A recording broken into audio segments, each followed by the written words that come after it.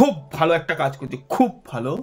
সেটা হলো গিয়ে ট্রেলারে মাত্র একবারই পূজা হেগড়েকে দেখানো হয়েছে। নমস্কার বন্ধুরা, welcome to the new episode. এখানে একটা রিয়াকশন করব এবং শেষমেশ বেরিয়ে গেছে দেবার ট্রেলার বেরিয়ে গেছে। দেবার একটা গান বেরিয়েছিল এবং সেখানে আমি রিয়াকশন করেছিলাম। ভিউজ ভালো এসেছিল। তো আজকে আমরা করব দেবার ট্রেলার রিয়াকশন। শাহিদ কাপুর 31 জানুয়ারি, একদম ফার্স্ট ডে। আমি জানি না কোন শো দেখতে যাবো, কারণ এখন তো পিভিআর বা আইনক্সে যাবো। আগে যখন হল ছিল, মানে সিঙ্গেল স্ক্রিন যেটা ছিল, তখন আমরা ফার্স্ট ডে ফার্স্ট শো বলতাম। তো দেখা যাক কেন ফার্স্ট ডে ফার্স্ট শো যাওয়া যেতে পারে ওই 7-8টার সময়, কিন্তু দেখতে তো যাবো বস। তো তার আগে আমরা ট্রেলারটাকে রিয়াকশন করে ফেলি। তো 3, 2, 1 স্টার্ট।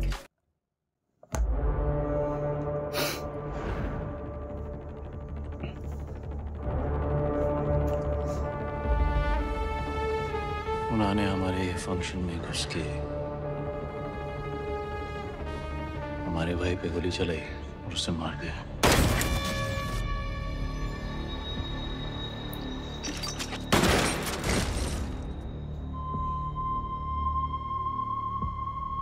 अब हमारी बारी है। अब हम घुसेंगे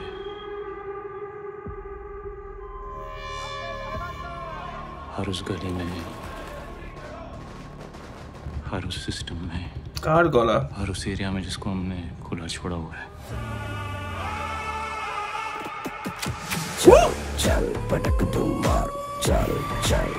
And this time I want full freedom.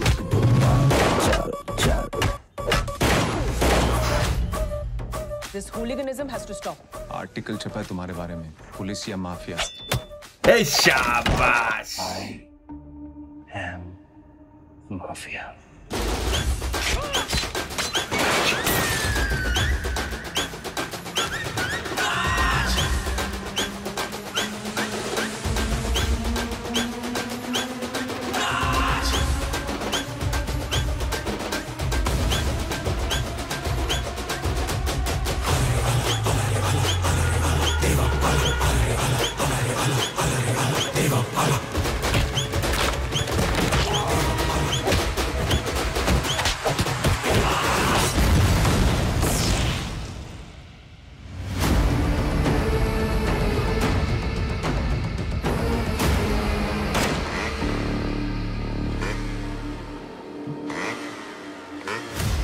ये जो तेरा गुस्सा है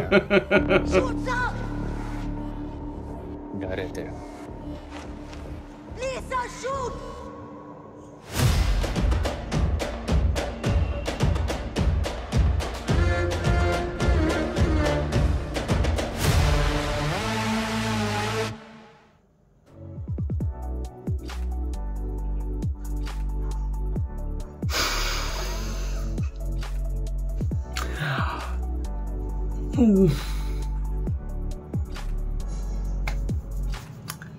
গল্প প্রচন্ড পরিমাণে একটা টপ ক্লাস হতে চলেছে।